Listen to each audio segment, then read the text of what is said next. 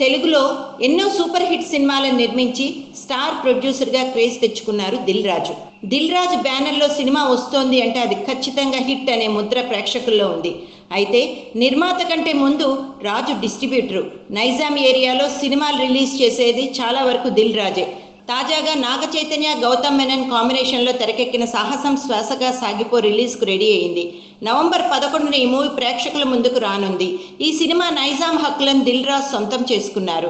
ఈ సందర్భంగా press meet పెట్టి తాను నాగ చైతన్యం తిట్టినట్లు తెలిపాడు. అయితే అది ఇప్పుడు కాదు, దిల్ రాజు చేతుల మీదుగానే చేతు హీరోగా ఎంట్రీ ఇచ్చాడు. ఆ మూవీ షూటింగ్ స్పాట్లో తాను మరో సినిమా కూడా సైన్ చేశానని చెప్పాడట చైతన్య. గౌతమ్ మెనన్ డైరెక్షన్లో లవ్ స్టోరీ అని అన్నాడు.